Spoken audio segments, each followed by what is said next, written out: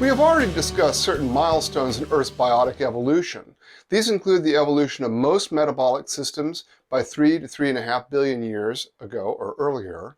We also have biomarkers and isotopic evidence for the evolution of cyanobacteria, somewhere between 3.87 billion years and 2.6 billion years. Now we turn to the eukaryotes.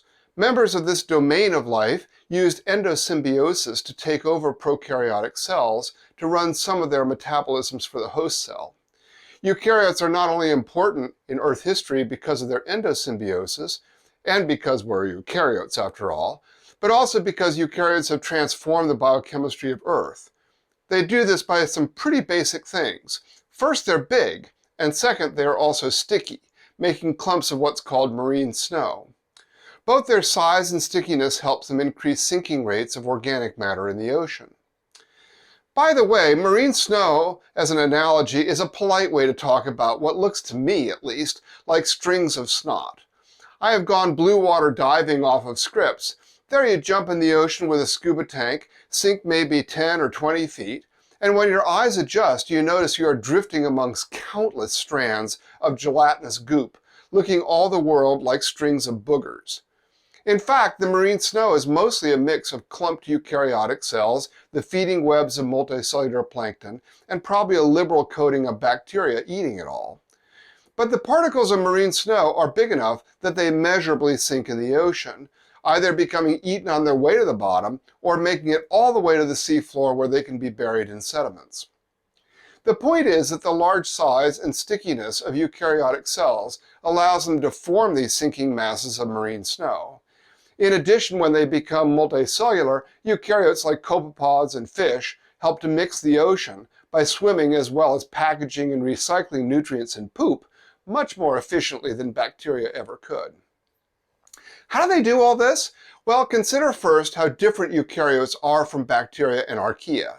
The prokaryotes, namely the bacteria and archaea, are small, with cell sizes typically under a millimeter, rigid cell walls, not much cellular organization inside the cell, a limited ability to move, and the strategy of eating by absorbing nutrients from food kept outside the cell wall. Eukaryotes, on the other hand, are large and are equipped for active foraging. If you look at the thousands of different kinds of eukaryotes and prokaryotes, on average, eukaryotic cells are quite a bit bigger than prokaryotes. Of course, there is huge overlap in size, which can cause problems. Still, no eukaryotes are probably less than around 300 microns, and no prokaryotes are bigger than a millimeter. So outside the size range, we're in secure territory either way.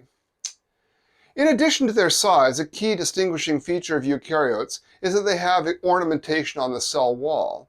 We see spines, flanges, plates, escape hatches, and knobs on eukaryotic cells. These surface structures are not only distinctive, but they are built on a framework of an internal cytoskeleton. The cytoskeleton is made of microtubules that act like kind of a scaffolding. Think of poles supporting a circus tent. Growing or shrinking the microtubules allows the cell to change shape, to crawl, and to engulf things to eat them. Thus, in the fossil record, when we see things like complex internal spines, we know that a cytoskeleton was at work, and the fossils are those of eukaryotes. Further, we know from the antiquity of genes for tubulin that the cytoskeleton is a primitive trait for eukaryotes. They had a cytoskeleton from the start. Eukaryotic fossils also make filaments by cell division along a growth axis. Sometimes we also see cellular differentiation, as in the 3 cell types in 1.2 billion-year-old Bangiomorpha. Another eukaryotic feature is 3-dimensional multicellular structure, since this suggests cell adhesion systems and cell signaling systems. Such features are seen in net-like growth in 1 billion-year-old rocks in Siberia and 800 million-year-old rocks in Canada. Finally, eukaryotes tend to have preservable cell walls. For instance, early eukaryotes often appear to be resting cysts that were designed to protect a cell when growth conditions were poor. These cysts are made of one of the toughest materials made by any organism, the organic compound sporopollenin. Now, a caveat is needed here. Prokaryotes can have any of these features individually, but are not known to have all of them in one cell.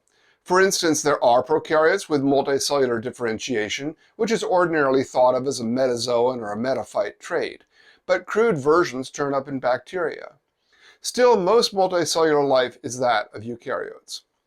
Now, there are a couple of points here. First, the sporopollen in cell walls mean that eukaryote resting cysts are often pretty well preserved. That good preservation makes the evolutionary appearance of encysted eukaryotes pretty easy to see in the fossil record.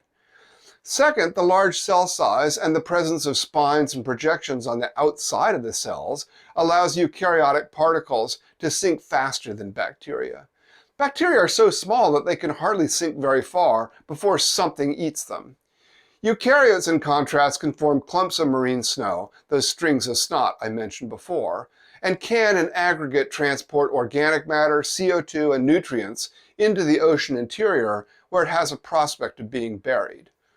There are massive biogeochemical effects of all this sinking snot, as we shall see.